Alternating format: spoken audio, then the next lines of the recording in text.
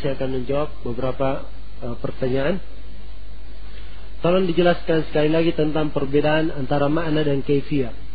Karena yang terbayang bagi saya apabila disebut makna, maka yang terbayang pula kaifiyatnya. Tolong disertakan contoh dalam asma dan sifatnya, misalnya sifat tangan.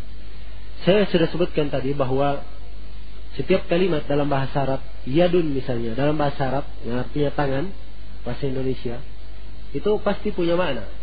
Ya kan? Mananya apa? Tangan dimaklumi bersama. Iya. Sama kalau saya bilang kamu keluar, dipandu makna kamu keluar, yaitu kamu pergi keluar. Iya. Tapi demikian pula tangan itu. Kalau dikatakan tangan maka maknanya dimaklumi. Cuma kaifiatnya bagaimana tangannya Allah ini tidak boleh digambarkan. Demikian pula misalnya sifat mata. Kita tetapkan untuk Allah Subhanahu wa taala Allah mempunyai mata. Sesuai dengan kebesaran dan kemuliaan Allah Subhanahu wa ta'ala. Maka tatkala kita tetapkan seperti ini, tidak boleh tergambar bagaimana mata tersebut. Ini semuanya dari bentuk tashbih yang terlarang. Ya, kita tetapkan hal tersebut, kita yakini bahwa Allah Subhanahu wa ta'ala mempunyai mata sesuai dengan kemuliaan dan kebesaran Allah. Adapun kaifiatnya bagaimananya, itu tidak diberitahukan kepada kita. Kewajiban kita hanya sekedar mengimani Allah mempunyai mata, menerimanya ya, dengan penerimaan dan makna mata dimaklumi secara bahasa.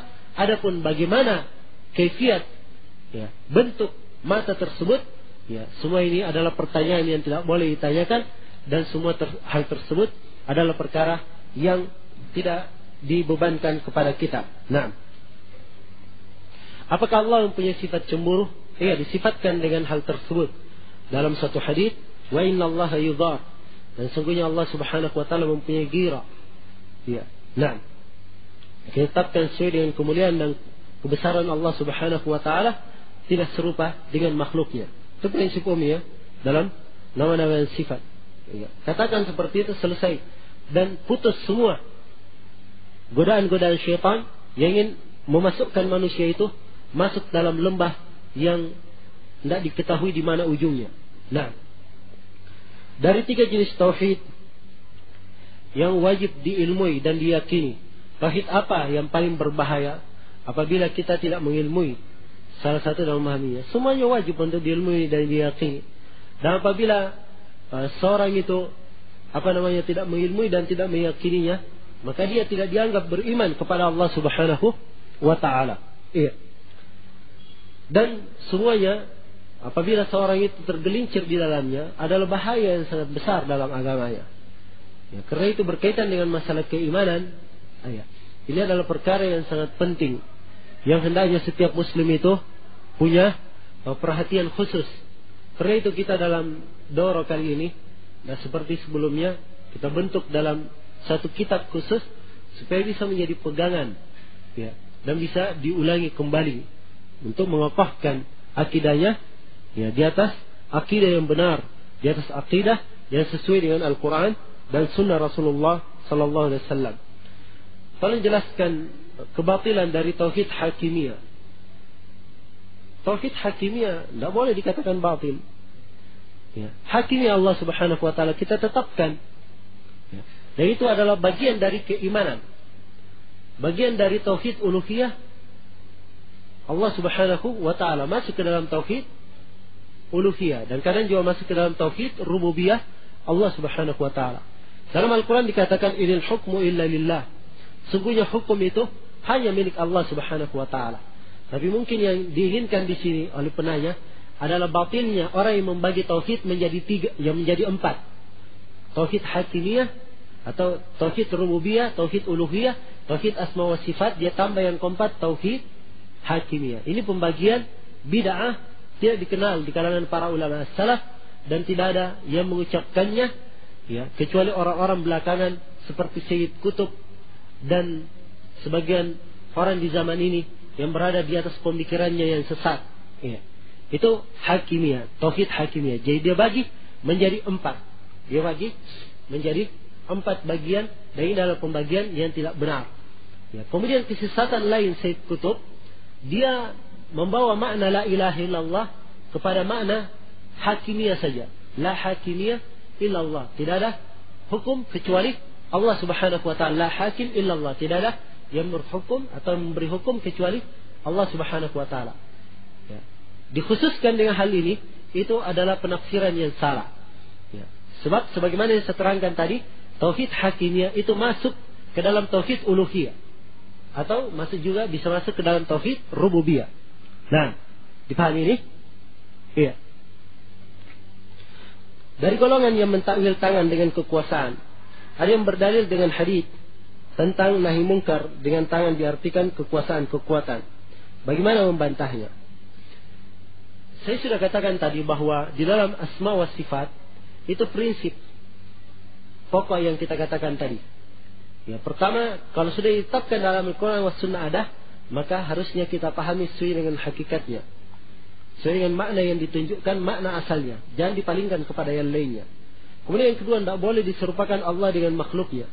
Kemudian yang ketiga, putus segala ketamakan untuk mengetahui bagaimana kaifiatnya. Iya. Adapun tangan bermakna kekuatan, ya, mungkin datang dari sisi bahasa. Satu sisi bahasa yang menunjukkan tentang hal tersebut. Tapi di sini tidak boleh diterangkan nama Allah Subhanahu wa taala ditakwil seperti itu. Nah, dipahami ini? Jadi asalnya yadullah, tangan Allah Subhanahu wa taala kita tetapkan sebagaimana Allah dan Rasulnya menetapkan. Iya. Bagaimana dengan telaga Rasulullah? Apakah ada nas dari yang menjelaskannya? Nasnya mutawatir, bukan lagi ada nas. Nasnya mutawatir. Nah, dan akan kita terangkan nanti pembahasan khusus berkaitan dengan masalah telaga, akan disebutkan oleh Ibnu Qudamah. Apakah termasuk ketentuan Allah bagi seorang yang meninggal akibat bunuh diri? Apakah dia itu adalah takdir yang sudah ditentukan oleh Allah sebelum masa penciptanya? Iya, itu takdir yang sudah ditentukan oleh Allah Subhanahu wa taala sebelum ia diciptakan. Nah, adapun hikmah dari hal tersebut, Allah Subhanahu wa taala maha mempunyai hikmah di belakang hal tersebut. Ini pertanyaan saya tangkap di sini dari yang bertanya, yang menunjukkan keanehan atau merasa aneh kenapa bisa seperti itu. Nah, dan untuk hal ini insyaallah taala kita akan menjelaskan nanti pembahasan tentang masalah takdir akan datang di dalam Lumatul I'tiqad. Apakah semua pelaku bid'ah dihukumi berdosa? Bagaimana bagaimana pelaku bid'ah tersebut tidak mengetahui bahwa yang dilakukannya tersebut bid'ah, maka dia menganggap amalannya yang baik, terus dihubungkan dengan konteks hadis. Ya, sebenarnya dilihat jenis bid'ahnya, apakah dia mukafir atau bukan, bid'ah yang mengkafirkan atau tidak. Kemudian yang kedua, dilihat apakah bid'ah ini adalah bid'ah yang dimaklumi dalam agama secara darurat, tidak boleh dilakukan. Ya, kemudian yang ketiga, apakah kategori ketidaktahuannya terhadap bid'ah itu bagaimana? Ini semuanya hukum-hukum syar'i yang harus diketahui sehingga memberikan hukum kepada seorang dia berdosa dengan bid'ah tersebut atau dia mendapatkan udzur dengan tidak tahu terhadap apa yang dia lakukan itu. Iya. Bolehkah buku-buku yang dibahas saat daurah difotokopi sebagai pegangan dan bisa dibaca kembali di rumah? Ya, harusnya begitu ya. Harusnya setiap ikhwah punya pegangan sendiri supaya bagus. Dalam perkataan Imam Ahmad wala makna, mengapa tadi Ustaz sebutkan bahwa hal tersebut merupakan kesalahan Ibnu Qudamah bukan Imam Ahmad? Ya. Di sini kritikan terhadap Ibnu Qudamah. Ya. Kenapa hal tersebut disebutkan dan tidak dijelaskan maksudnya? Adapun Imam Ahmad, beliau itu rahimahullah ta'ala dipahami keimaman beliau. Ya. Dan semua orang tahu siapa Imam Ahmad, dan tidak mungkin ada yang menuduh kepada Imam Ahmad tuduhan yang disebutkan seperti itu mufawwidah, ya, atau yang semisal dengan hal tersebut. Nah, jadi asalnya juga itu bisa sebagai kritikan, ya, nah, terhadap Imam Ahmad rahimahullah ta'ala, tetapi di sini bentuk penukilan dari a'immah itu hendaknya dijelaskan maksud dari mereka. Itu maksud dari para ulama yang mengkritik di dalam masalah ini. Ya Allah ta'ala alam. Ya. Baik, untuk sementara mungkin saya cukupkan dulu sampai sini.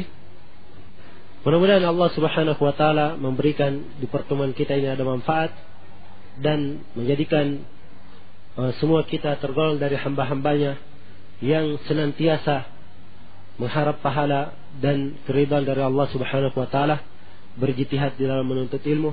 Dan mudah-mudahan semua dari kita dikokohkan di atas jalan yang mulia, di atas jalan Allah Subhanahu wa taala yang lurus. Innahu waliyyu dzalika wal qadiru alaih. Subhanakallahumma bihamdik, asyhadu an la ilaha illa anta, astaghfiruka wa atubu ilaik. Wassalamu alaikum warahmatullahi wabarakatuh.